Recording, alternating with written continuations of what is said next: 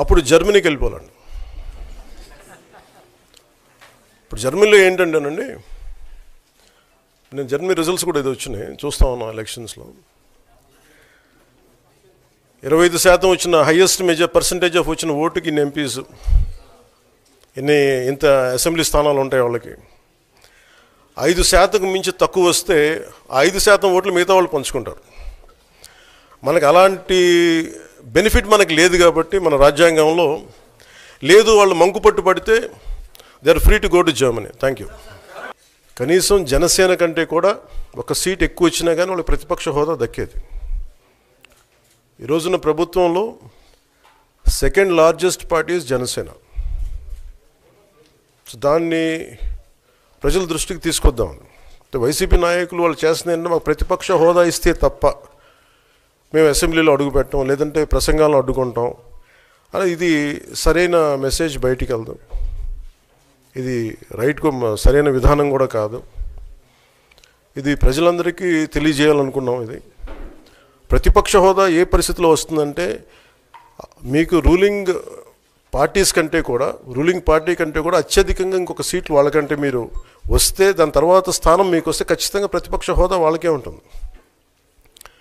21 సీట్లు ఉన్న జనసేన, 11 సీట్లు ఉన్న వైసీపీకి ప్రతిపక్ష హోదా ఎలా వస్తుంది?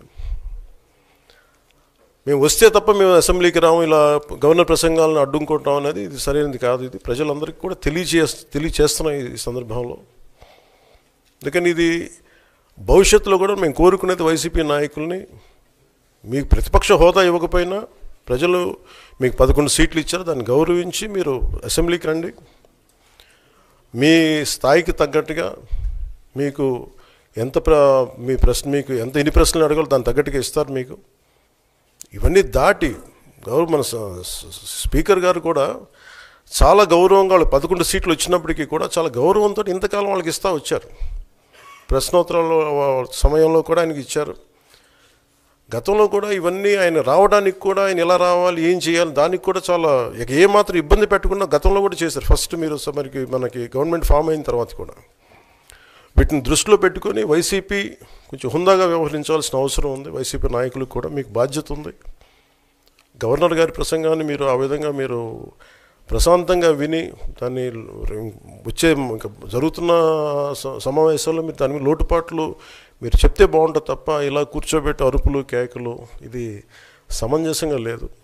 అంటే అర్ధాంతరంగా ప్రతిదానికి అసెంబ్లీలోకి రాగానే గొడవ పెట్టుకోవాలి, దేన్నైనా విభేదించాలనేది ఇది చాలా లో లెవెల్ ఆలోచన విధానం, లో లెవెల్ స్ట్రాటజీ. అది ప్లీజ్ మీరు అప్గ్రేడ్ అవ్వండి, మీరు అప్లిఫ్ట్ చేసుకొని మీరు కూర్చోబెట్టి డెమోక్రటిక్ ప్రాసెస్కి గౌరవం ఇవ్వండి.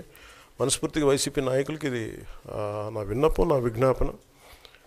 This what I would like to say. And నిజంగా కావాలి అంటే మీరు ఈ 5 సంవత్సరాల్లో మీరు ప్రతిపక్ష హోదా మీకు రాదు. అది మీరు మెంటల్గా ప్రిపేర్ అయిపోండి. 11 సీట్లతోటి మీకు ప్రతిపక్ష హోదా ఇవ్వబడదు, రాదు. ఎందుకంటే ఇట్ ఈస్ చంద్రబాబు గారు, గౌరవ ముఖ్యమంత్రి చంద్రబాబు గారు డిసైడ్ చేసేది కాదు, జనసేన డిసైడ్ చేసేది కాదు. దానికి రూల్స్ ఉన్నాయి, దానికి రెగ్యులేషన్స్ ఉన్నాయి, నామ్స్ ఉన్నాయి. ఉదాహరణకి నేనే మన కేంద్ర ప్రభుత్వం ఫార్మేషన్కి మేము వెళ్ళినప్పుడు పార్లమెంటరీ లీడర్ని ఎన్నుకోవాలి మనం కూర్చున్నప్పుడు, ఎన్డీఏ పక్ష నాయకుడు ఎన్నుకోవాలనుకున్నప్పుడు నేను నాయకుల స్థాయిలో నేను కూర్చున్నాను. అదే నేను ఇక్కడ మంత్రిగా ప్రమాణ స్వీకారం చేసేటప్పటికి నన్ను ప్రధానమంత్రి గారి పక్కన నన్ను కూర్చోబెట్టలా. నేను డిప్యూటీ సీఎం అయినప్పటికీ కూడా అది మంత్రి హోదానే కాబట్టి తిరిగి నన్ను మంత్రులందరూ పక్కనే కూర్చోబెట్టారు తప్ప ప్రత్యేకంగా నన్ను అక్కడ కూర్చోబెట్టలేదు. They are very specific rules and regulations నడుస్తాయి.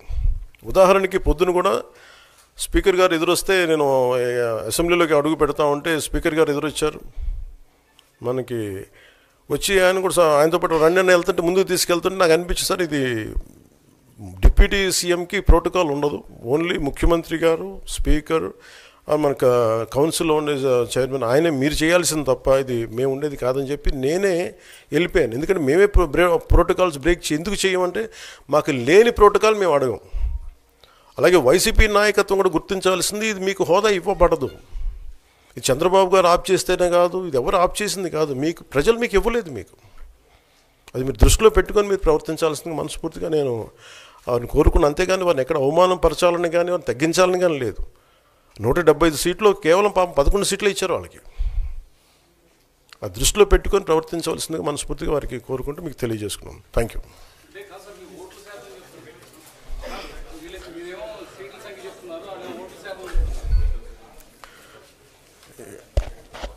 ఫస్ట్ అప్పుడు ఏం చేయాలంటే సార్,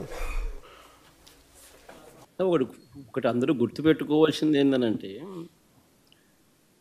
చంద్రబాబు నాయుడు గారు అనే వ్యక్తికి మేము ప్రతిపక్ష హోదా ఇచ్చాం.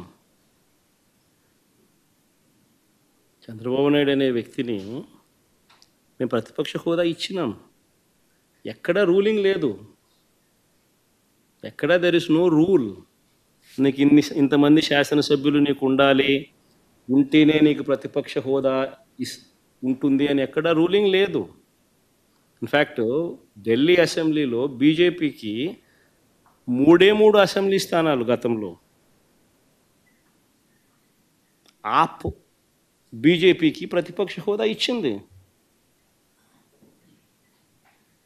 మరి 79 స్థానాల బీజేపీ అక్కడ ఉన్న టోటల్ స్థానాలు ఢిల్లీలో 80 స్థానాలకు 77 స్థానాలు ఆప్ వచ్చి సంథింగ్ లైక్ దట్. బీజేపీకి 3 స్థానాలు ఉన్న ప్రతిపక్ష హోదా ఇచ్చినారు. సిమిలర్లీ మేము కూడా తెలుగుదేశం పార్టీకి కూడా 5 మంది శాసనసభ్యులు తెలుగుదేశం పార్టీ నుంచి పక్కన కూర్చుంటామన్నారు. మా వాళ్ళు అయితే ఇంకా లాగేసినామనంటే ఇంకా 10 మంది లాగుతామన్నారు. వద్దు లాగాకండి నేనే చెప్పాను. ఆయన ప్రతిపక్ష హోదా నేనే ఇచ్చి ఇదే చంద్రబాబు నాయుడు చెప్పినా, నువ్వు మాట్లాడు స్వామి, ఎంతసేపు మాట్లాడతావు నువ్వు మాట్లాడు, నేను వింటాను, నేను విని నీకు సమాధానం చెప్తాను, నువ్వు మాట్లాడాలనేదే నా కోరిక, నువ్వేం అడుగుతావు అడుగు స్వామి అని చెప్పి నేను చెప్పిన అసెంబ్లీలో. కావాలంటే నా స్పీచ్లు వినండి, అసెంబ్లీలో నేను అన్న మాటలు. ఆయనకు నాకు మధ్య తేడా అది. ఏదైనా కానీ అసెంబ్లీ అనేది ఎందుకు జరుపుతూ ఉన్నాం? ఈరోజు అది అసెంబ్లీలో ఉన్న పార్టీలు ఏవి? అధికార పార్టీలు, ప్రతిపక్ష పార్టీ మాదొక్కటే ఉంది. వేరే పార్టీలు ఎక్కడున్నాయి చెప్పండి? ఉన్నాయా ఎవరన్నా? మన ప్రతిపక్ష పార్టీ అనేది ఎవరికి ఇస్తారు? మాకు ఇవ్వకపోతే ఎవరికి ఇస్తారు చెప్పు?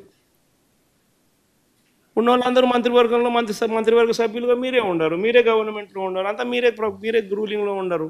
మీరే ప్రతిపక్ష పాత్ర ఎట్ట పోషిస్తారు స్వామి? నాకు అర్థం కావడంలా. అధికార పార్టీ మీదే, ప్రతిపక్ష పార్టీ మీదే, డబుల్ యాక్షన్ ఇదేమన్నా? హీరో నువ్వే. అదే నేను చెప్పే స్వామి, 2 పాత్రలు డబుల్ యాక్షన్. ఒక పక్క నువ్వే కొడతానంటే ఈ పక్క నేనే కొడతానంటే ఎట్లా కుదురుతుంది స్వామి? అది ఉండేది ఈరోజు అసెంబ్లీలో 2 పార్టీలు ఉన్నాయి. వాళ్ళంతా కలిపి అధికార కూటమి. ఉన్నోళ్ళంతా ఆ పక్క ఉన్నారు. ప్రతిపక్షం ఉండేది మా పార్టీ తప్ప వేరే ఏ పార్టీ ఉంది? వేరే ఏ పార్టీ లేదు. సో వేరే ఏ పార్టీ లేనప్పుడు ప్రతిపక్షం అనేది ఎవరికి ఇవ్వాలి? ప్రతిపక్ష పార్టీగా గుర్తింపు అనేది ఎవరికి ఇవ్వాలి? ప్రతిపక్ష పార్టీగా ఉన్న వాళ్ళకి ఇవ్వాలి. సో న్యాచురలీ ఆ పార్టీకి ఎంతమంది అన్నా ఎమ్మెల్యేలు ఉండని స్వామి, వాళ్ళకు లీడర్ అనేవాడు ఉంటాడు కదా. సో ఆ లీడర్ని ఏమంటారు? ప్రతిపక్ష నాయకుడనే అంటారు కదా, వేరే పేరు ఏమన్నా అంటారా? సో ప్రతిపక్ష నాయకుడు అని చెప్పి నువ్వు ఎప్పుడైతే అంటావో అప్పుడు ఏంది దాని అర్థం ఏంది? లీడర్ ఆఫ్ ది హౌస్కి ఎంతసేపు మైక్ ఇవ్వాలనో అంతేసేపు దాని తర్వాత స్థానంలో ప్రతిపక్ష పార్టీ నాయకుడికి ఇవ్వాలి. ఎందుకు ఇవ్వాలి? ఇవన్నీ చెప్తాడు కాబట్టి. ఇవన్నీ అవతల ప్రతిపక్ష పార్టీ చెప్పినప్పుడు నువ్వు రిపేర్ చేసుకోవాలి కాబట్టి. అది గవర్నమెంట్ చేయాల్సిన డ్యూటీ కాబట్టి, పని కాబట్టి. కానీ ఇక్కడేం జరుగుతూ ఉంది? నేను చెప్పనివ్వను, నేను ఎవరి స్వరము విననివ్వను, నీకు 5 నిమిషాల కన్నా ఎక్కువ మైక్ ఇవ్వను అని నువ్వే డిక్టములు పాస్ చేస్తూ ఉంటే ఏ రకంగా అసెంబ్లీలో ప్రతిపక్షం అన్నది మాట్లాడగలుగుతుంది, స్వరం ఇవ్వగలుగుతుంది? ఇప్పుడు మీరే అన్నారు 1.5-2 గంటలు పట్టింది సార్ అని. మరి 1.5-2 గంటలు పడుతుంది. మరి ఇవన్నీ నేను మాట్లాడిన మాటల్లో ఏదైనా ఒకటన్నా వేస్ట్ మాట ఏమన్నా ఉందా? బడ్జెట్కి సంబంధించిన డాక్యుమెంట్సే చూపించినాను, బడ్జెట్కి సంబంధించిన అంశాలే ప్రస్తావించినాను. మరి టైం పడుతుంది. మరి ఇంక పట్టుకోకున్నట్లుంటుంది చెప్పు? మరి వినాలా? అవతలోనికి మైక్ ఇస్తేనే కదా నువ్వు అవతలోడు చెప్పగలుగుతాడు. సార్ మీకు ప్రతిపక్ష హోదా అంశానికి